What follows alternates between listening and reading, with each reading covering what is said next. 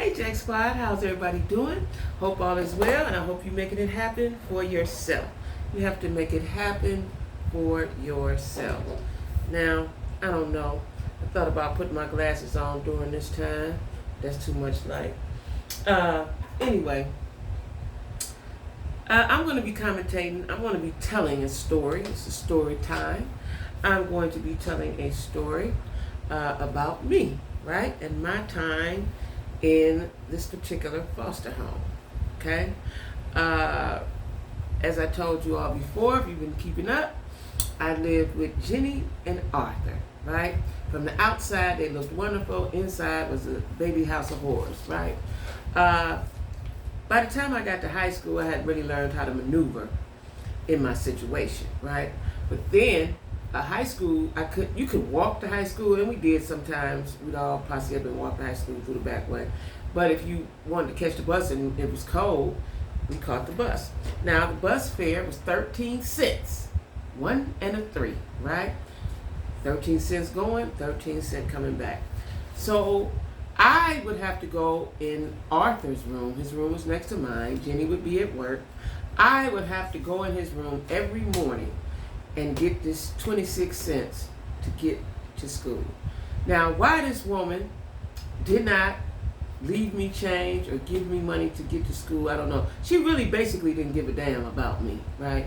The more I think about it. And when I'm talking to you all, I'm thinking a lot of stuff that I didn't really think of as a kid, right? Never really thought about it too much in my life, right? That was a chapter, it's gone, I've moved on. So I thought, right?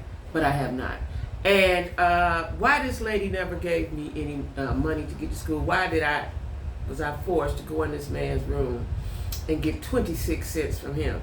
Now that as I'm talking to you all and thinking about it, she may have wanted me to get molested by him, because they weren't having sex. She slept on the couch, and he slept in his bed. They never slept together. I never saw any loving moments. I never saw a hug, never saw a kiss, never saw any of that, right? Maybe I was put there for him. Y'all know I just thought about that. I ain't never thought about that in my life. Maybe I was put there for him. Well, anyway, now I'm shook. Anyway, I would have to go in his room to get this 26 cents. And the room would be dimly lit because, of course, he worked at night. He would be asleep when I get up in the morning. So I would go into the room on the side of his bed and wake him up and ask for the 26 cents. Now, he didn't touch me, but he made innuendos, if that's the correct usage of the word. He would lick his tongue. When I held my hand out for the money, and when he put the money in my hand, he would put his finger in my palm, right?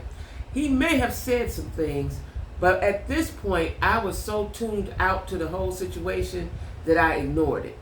Whatever he said, I ignored it. Just give me this 26 cents, and you got a little extra so I can go to school. I went through that 3 years of high school. I went through that every morning when I went to school. I had to go in there. He would say something perverted, out of pocket. I don't know if it was perverted or not, because like I said, I blocked it out. I really literally blocked that out, right? He would say something though, and I would not. Now, what I've always known is that if I wanted to get in that man's bed, it would have been okay with him, right? Mind you now, I'm a young girl, I'm a virgin, right? So I don't even know what you do with sex. I don't even know what happens in sex at this stage of the game, right? But I know if I had got in his bed, he would not have denied me, right? Because he was always licking his tongue. He was always, innuendos. He never pulled out his penis or nothing like that, but it was what he would say and the movements he would make, right? And I knew that if I wanted to, I could get in his bed, and I would probably be rewarded with money, right? I remember one time I saw him with a lady. I was downtown, and I saw him with a lady that wasn't Jenny, his wife, and I blackmailed him right there at that moment, I don't know what he gave me, probably $20 something, so I wouldn't tell. I wasn't gonna tell nobody because I didn't care, right? I disliked her more than I disliked him. I didn't even really dislike him. He was just weird. He was just a little, not even creepy. He was just a little, because I wasn't scared of him. I was scared of her. He was just out of pocket for a grown man, and I was a child, right? I was 14, 15, 16. I graduated at 17. So from 14 to 17, I endured that, right? Again, I have to stress that he did not touch me. But if I had went along with it, it would have been so, right? I endured that. I never told anyone. I've never told anyone that. If I did, I forgot. But I've never told anyone what I'm telling you all right now. That this man every morning would make innuendos and for that 26 cents. You know, now that I'm thinking about it, I'm almost in tears because I was, that was wrong and that was weird. Like I never, you know, once I got through that phase, once I left that house, I went back one time and to tell her I was proud and happy that I was in college and I was on a break from school. And I went over there to tell her that I was in college and she acted so crazy, that's a whole nother story, that I never thought about them people ever again. Never thought about them ever again. You know, it just, I just came to my senses that she knew she wasn't having sex with him, you know, and I was a young girl with a body, you know, didn't know what to do with it. I didn't know nothing about sex, right? She set me up to be in that position. No, I really hate her, right? It just come to me. Like I told you all before, I am talking about things that I have never talked about with anyone, right? Not even my closest and dearest. I never, you know, talked about it. And now I'm sitting here to mess my own self up because that just came in my head. Like, I was bait. Right? Yeah, what a shame that a grown man would attempt to have sex with a girl. I was a girl, you know. I was a girl. That whole situation sickens me now that I think about it. And I know I have to get through this, right? Because I'm writing my book. And a lot of things I'm telling y'all I left out of the book. Some, you know, I left out the details, right? And now, as I'm talking to you all, I know I have to, when it's time to edit, I have to go back and add some stuff. Because it's pivotal to my life and the way I think and the way I react to things, right? I was formed in a negative way that I had no input in, right? Because it definitely was not a loving home. It was definitely not a loving home. They didn't give a damn about me, right? They did provide a roof. Minimal food, minimal clothing. I never, ever got school clothes, but I'll talk about that in another situation, how I handled that. But yeah, he was a freak. And like I said, there was another foster girl that was in there with me for a time. I believe they did something. She was, someone had touched her, I'm sure, when I think back on it. And she was having sex back then and all. She was with grown men. You know, I gotta put this portion in my book too. This was devastating. So y'all, you know, I don't know, this video ain't probably going the way I thought it was gonna go. Cause I'm thinking of stuff and I've got to write this down. I'm thinking about stuff. A lot of stuff happened in that house, right? A lot of stuff happened in that house and that I didn't tell anybody about. And as I'm thinking about it,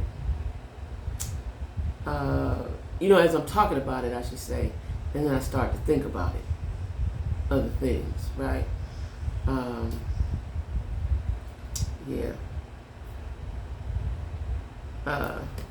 So a lot of stuff, you know, went on, and it was weird, and it could be creepy at times, but I endured it for the sake of, I endured it. Let me tell you why I endured it.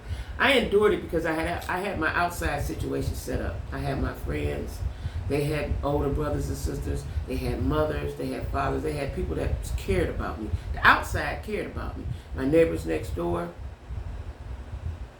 cared about me. I'm going to have to stop talking about this before I start crying. Anyway, y'all, this didn't go like I wanted it to go. And I ain't sure if I'm going to upload it or not because it didn't go the way I wanted it to go. Yeah, it didn't go. But anyway, in case I do upload it, don't forget to like, share, comment, and subscribe. I have a lot of content coming forth. Yeah, I got a lot of content coming forth. My mind is a little blown right now, y'all. I got a lot of content that I'm going to put out, a lot of things that I've thought about, a lot of things that I'm going to share that I've never ever shared with anyone. A lot, I have a book that I'm writing, and I'm saying this so, everyone can look forward to the book because I've led a very interesting life, right? And it started in my childhood, and I feel that I was robbed of my childhood, because I didn't do the things, not really, and I didn't receive the things that most kids get. My first foster home, they loved me. That's my family. That's my family right now. But a lot of stuff I missed out on. And I'll go into that. That'll make that a separate video. But so anyway, y'all, like I said, don't forget to like, share, comment, and subscribe. Don't forget that I have T-shirts, right? I have T-shirts. Make it happen for yourself. But I have most definitely did. My tongue is getting tired. I've most definitely made it happen for myself with the help of my friends. I've had good friends throughout my whole entire life that I am forever grateful for, that I could never ever pay back in whatever way they did for me. And everything isn't money. Sometimes it's a thought, it's a word, it's an action. I've been very blessed, right? So anyway, y'all, I'm gonna get on up off here. But my foster father was a freak.